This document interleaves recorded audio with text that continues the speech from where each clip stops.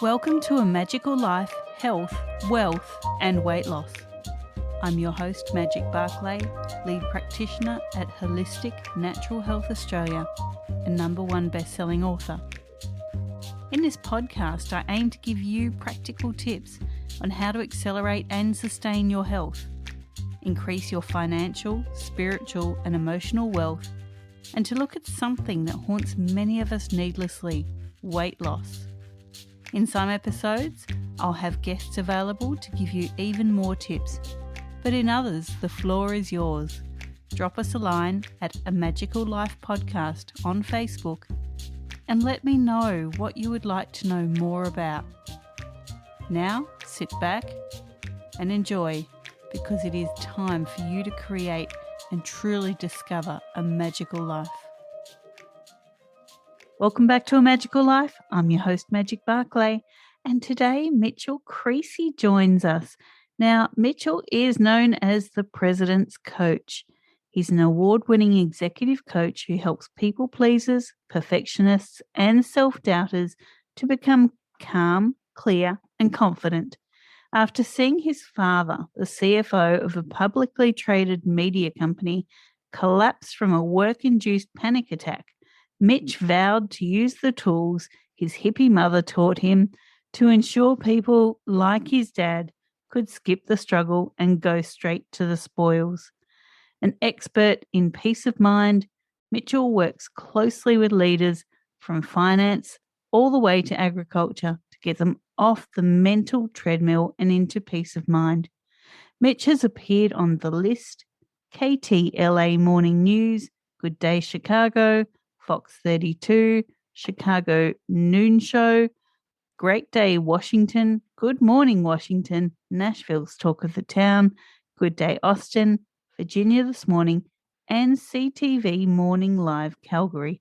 Welcome, Mitch.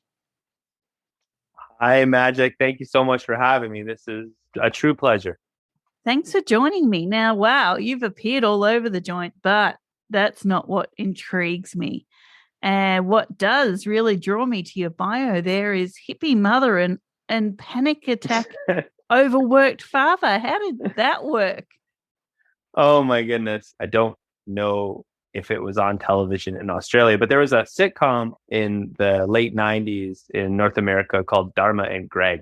And it was about a finance guy who's married to this hippie woman, and they just kind of were at odds about a lot of things and how the world worked all the time. And I always say that was the fictional version of my parents.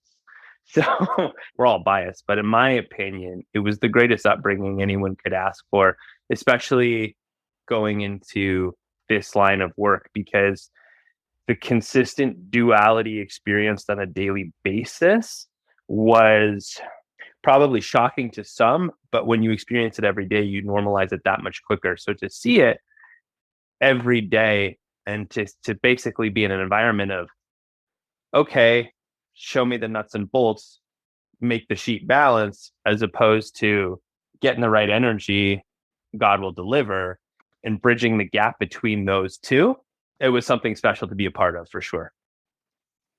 That's so cool. And yes, we did have Dharma and Greg, and it was a great show. There you go. Such a fun show. So that was pretty much it for me growing up. That was my mom, very much like Jenna Elfman in that show, and then my dad was very much a Greg type, right? So it was, and then my sister and I were there in the middle, not trying to make sense of it all, because it's your upbringing, it's your parents. That's your normal, and it was our normal. And it was interesting because it wasn't until my dad collapsed that, it was really interesting actually, because it was around that time in my life when I started asking the big questions. Started asking, like, what am I here for? And I remember my coach at the time, I was in my early 20s, and I have been coached since I was about 18 years old. And that's part of the mom side of it as well. So we never really had a GP, a formal medical doctor. We had, in the 80s, we had a naturopath, and we would drive like 2 hours out into the country once a month to go for our checkup. May have been once a quarter. I don't know. I was a kid. And so, like, part of that, when anytime there was like stuff not right within the body or the mind, whether or not it was a naturopath before a naturopath was really an accepted thing, or oh my gosh, my mom's so deep in it, I don't even know half of the titles of these doctors. But anyway, ended up taking the place of our GP, so to speak, became an energy healer before an energy healer was even a thing, really, or at least became widely accepted. And so we'd go to this energy healer, and she then became my coach. And as I started to grow and get bigger and out into the real world and looking for work and a career and what do I want to do with my life, and being young and hungry, so to speak, and like chasing the money, and okay, I want to have this kind of life, so I want to do this, that, and the other. And more so than money for myself, it was a power thing, I think. And so I was looking at all these like big careers and big shiny industries, and nothing was working. And thank goodness it wasn't. And anyway, it got to this point where my coach at the time was like, you got to ask the big questions. So she's like, yeah, literally ask God, ask the universe as much as you can. What am I here for? Like, what? Because it has to be something more than date someone, break up, get a job, make money, die. Like, what is that? What is like? Got to be more to it than that. And so I asked like 3 to 6 times a day. I would take the dog for a walk, and I would just ask, well, what am I here for? What am I here for? And probably took like 3 or 4 months, truthfully, of every day asking. And then I remember I went, and we live on a farm, and I went and I laid down beside the lake to take a snooze. And it was the middle of August, and I shut my eyes, and it was under the tree, or probably maybe like a minute in, and it was like the sun just punched me in the face, and it was clear as day. And it was like, use what mom taught you to help people like dad. And I was like, yep, there it is, 100%. And at this point, I don't think I had started A Course in Miracles. A Course in Miracles is essentially the workbook for inner peace. And it was created by this team of psychologists in the 70s or 80s, I believe. And these three psychologists or psychiatrists, I can't remember. But anyway, they would show up to work and they were just all fucking miserable. And they were asking the same questions. And this tome, which really looks like a Bible, it feels like a Bible, it's super dense, it's very pulpy, incredibly small font, and certainly not written with clarity in mind. Anyway, so I don't think I was quite into it at this point. But when I received this download, it's like, this is what you're here to do. And I went, oh, okay, great. And started saying yes to the steps as they appeared. I realized, and along with the guidance of my coach at the time and just the nature of the work that stood before me, that I wasn't going to be able to perform at the level I needed to unless I was doing the inner work on myself. And so I believe it was around this time that my coach was like, hey, it's time for A Course in Miracles. And so I kind of literally took a year off of my life. It's a 365-day course, which is really just like a lesson a day. And a lesson, we would say, is like a page in this book.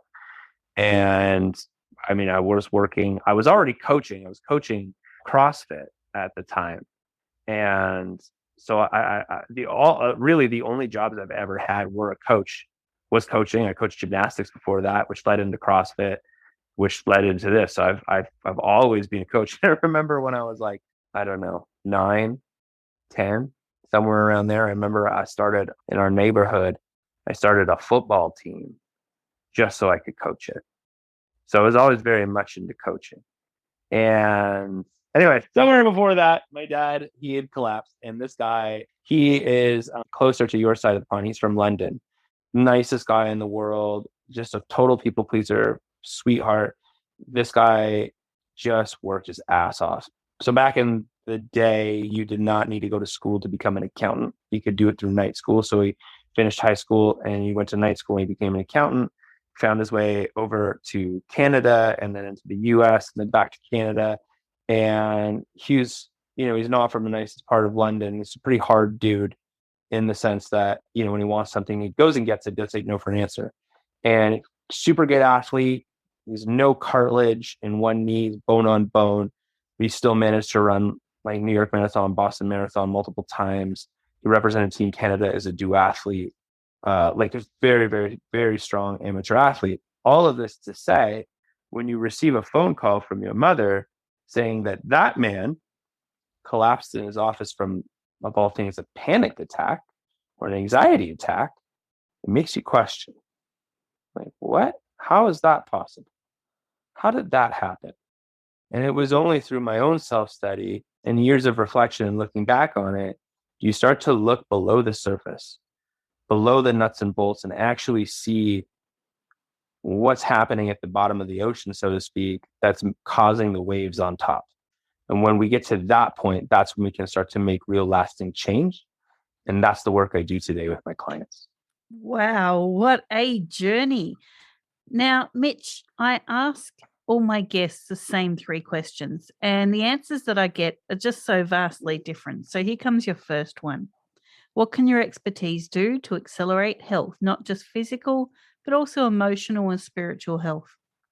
So the brass tacks of it, the bottom line is the work we do is I shift people from this fight, flight, freeze, or fawn state back into a state of homeostasis, a state of rest and relaxation. And as we know, rest is the state of receivership. Receivership is the state of growth. So everything that we want is born from that place of rest. So it's moving from fight, flight, freeze, or fawn back into that state of rest. And from there, you know what to do next. Very much so. And homeostasis, so many people just don't even consider it. So I'm glad you mentioned it. Now, we talk wealth here as well. So, what are your top three tips to creating wealth? Not just the financial, but the personal wealth. Well, I love that you include it all because it really is all part parcel and the same. And particularly with money, money is such an interesting thing. Like we all have so many judgments around money. We have so many point of views around money that just really don't serve us. And we don't take the time to question them. If we don't take the time to question them, we don't take the time to rewrite our answers. And if we don't rewrite the answers, then we keep reliving the same reality around them. So, well, all that being said, so the first thing I always say is you want to, it's a kind of a combination. You want to meet yourself where you are, meaning you want to accept the state that you're in. You have to first acknowledge where you are. You can't run from and pretend you're not feeling how you're feeling. You can't run and pretend that you're not in the state that you are. You have to meet yourself where you are in order to be able to lockstep forward in peace and in power. And the other part of that is you also want to remember what it is you actually want. I think so many times we forget what we want out of this season in our lives. And the best analogy that I'm using right now with a lot of my clients, and I just love it so much. And I'm going to paraphrase because I truthfully can't remember the actual the actual quote, but it was something that Bruce Lee said about most people think like you want to flow and be like the water, but the truth is you are the water, something along those lines. And I say that to, if we actually picture water moving downstream towards the bigger body of water, along that journey, there's going to be debris in the water, be rocks, whether it be fallen branches, whatever it is. But when water hits a rock, it doesn't stop at the rock and ask, what did I do to attract this rock? How can I dissolve this rock? What is the density of this rock? Is that the density that I'm carrying right now? How did this happen? The water doesn't try to solve for the rock. The water recognizes it's there, right? AKA meet yourself where you are. It acknowledges that it's there. It rolls off and continues on to its goal, moving downstream towards the larger body of water, towards the ocean or the lake that it's going towards. So meet yourself where you are. Remember what you want. The second thing I always say is ask questions. When we make statements, we stay where we are, but when we ask questions, we continue to grow. And most people, when we say ask questions, we think about asking people around us. Sometimes that's okay, but never be afraid to simply just ask yourself or ask your higher self, because your higher self knows the simplest path, the easiest path, the most straightforward, the path of least resistance, the path of least effort towards where it is you want to go. So the more questions you can ask, the more you're meeting yourself where you are, the more you are assuming there is something greater waiting for you. So ask questions, ask as many questions about where you are, about where you're going, about what to do today, about how to get there, as many questions as possible, whether it be wealth, fulfillment, any of it. And lastly, I would say give it away, meaning that we like to hold our grievances so tightly and we like to build our identities on these grievances. Oh, my mom was this or my dad was that, therefore I am. Well, no, your mom or dad did. You interpreted that. That interpretation served you for a while. It does not serve you now, and you're still holding on to it. That's why you're angry. So we need to give away that grievance. And the simplest way to give away the grievance, or my favorite way right now, is honestly as if God, the universe, when I say God personally, I'm not talking about a man in the sky. Scientists would call it the quantum field. Spiritualists would call it the universe, whatever you want to call it. But essentially it is the universal energy. As Reverend Michael Beckwith, one of my favorites, would say, it is the presence that is never an absence. So when I reference God, that's what I'm talking about all the time. And so as if we were available to see the manifestation of that presence in human form right in front of us, we would tell it. We would give away that grievance. We would say, wow, I'm really afraid right now. End of story. Full stop. Wow, I'm really scared right now. Wow, I can't believe that happened. And this was my reaction. Wow, I don't really know what to do next. Wow. When we give it away by vocalizing it, we're moving that energy. We're not holding on to energy. And if there's no stored energy in the body, we've now created space in the body. If we've created space in the body, as we know, the universe abhors vacant space. It will fill it with something that matches the vibration. When we're giving things away, as the law of receiving says, freely give to freely receive. When we give something away, we create space to then freely receive something that matches the vibration that we are currently vibing at. And that keeps us in flow, moving towards whatever it is we're looking to experience, whether it be fulfillment, wealth, a new relationship, body goals, whatever it is. I love that. That's just so important. I completely agree. Now, we talk about weight here. So, have you ever battled your weight? If so, what was the trigger to lose it? And what can you offer the listeners who might be dealing with weight issues, who might be under, increased stress? So I myself, I've never battled severe weight issues. I mean, we'll have times when we're like, "Whoa, I gotta cut back here. This is not looking too good." But not anything where I've had to say, "Whoa, okay, I really gotta do something here." But a lot of my clients, while they may not come to me right off the bat for weight, that comes out pretty quickly. That is something that they want to deal with. And as Lauryn Hill sang in, I believe, the late 90s, everything is everything. So the same way we deal with, say, a money issue, or the same way we deal with a personnel issue at work, is the same way we deal with a weight issue. We always work from the inside out. We always start below the surface and move outward. So like I've had clients that have lost like 30 pounds in 3 months in our work together, and we never discuss weight. It's just the byproduct of moving into rest and relaxation. The body is no longer needs to hold on to anything. And it just starts letting go. And when it starts letting go, the weight just starts coming off. Now, granted, this particular individual I'm talking about already was actively exercising and was aware of the intake they were having in terms of food in their body. So it's not like they were just sitting around. But at the same time, I had another client a few weeks ago just messaged me saying that the work we did together gave them the confidence to then step into the right program for them. And I think within the first week or something, they lost 10 pounds, something like that, or the first couple of weeks. So all of this to say, the weight can come off when we move the body into the right energetic state. That's been my experience. Now, granted, I have zero background in weight loss. Like, I'm not a doctor. I don't pretend to be one. And we never actually talk about the weight. We just talk about the ideas we hold around weight, the weight we're at, the weight we want to be. And we just kind of shimmy ourselves into this place of rest and relaxation. And when the body gets there, it knows what to do. So I just want to say, I love that you said if they're busy or in a state of stress right now, because I think a lot of us are. Like, life gets chaotic. It can get out of control, right? We can get swept away on this mental treadmill, so to speak. So what I love about asking questions is they don't take any time. It's not like we have to carve out more time in our day.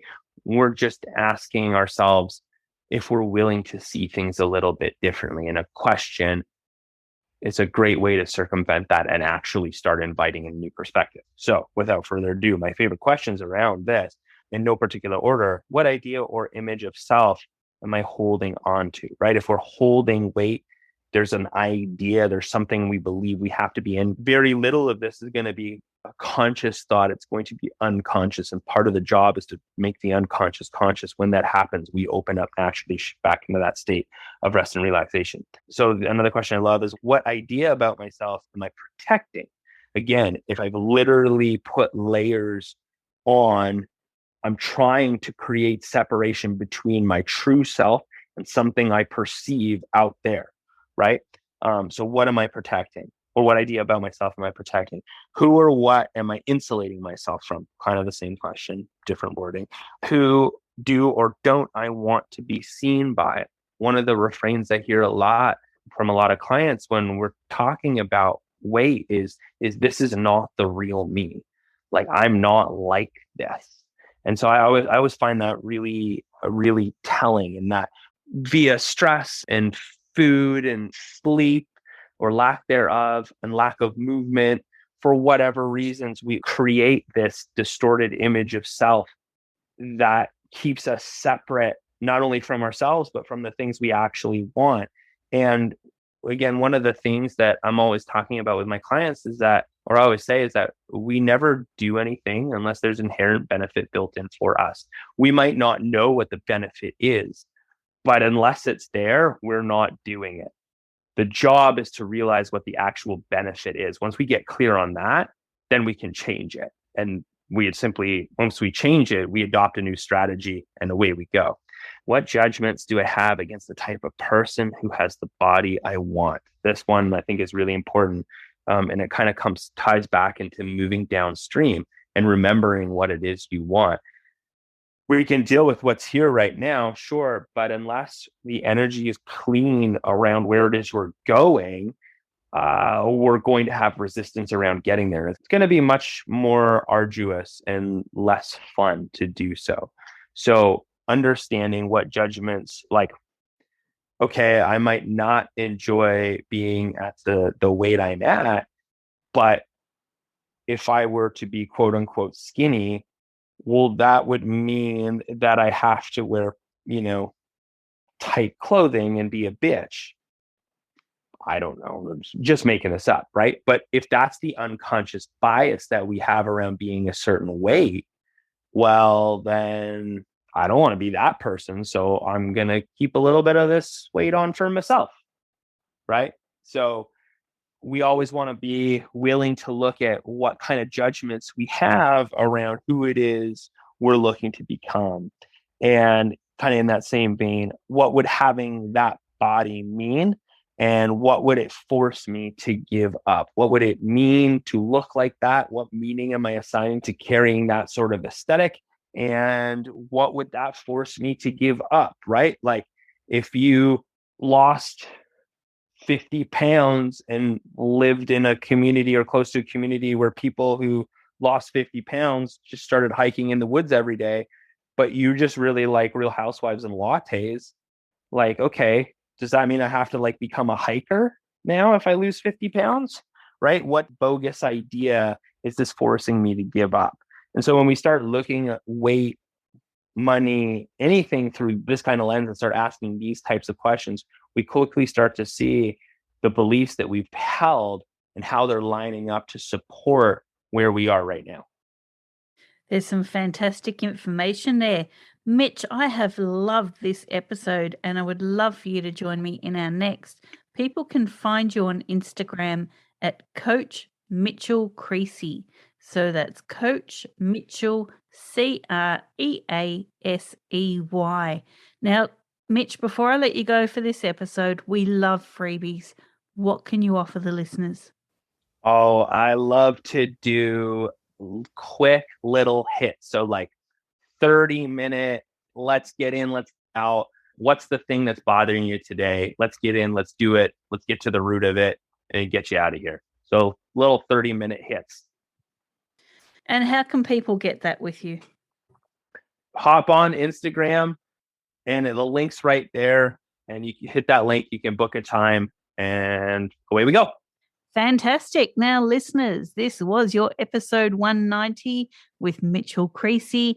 Mitch will rejoin us in 191. For now, thank you for your time. Go forth and create your magical life. Thanks for listening today. Please subscribe to hear future episodes, leave a review, and share this podcast. You can follow us on Facebook at A Magical Life Podcast or at Holistic Natural Health Australia. That's holistic with a W.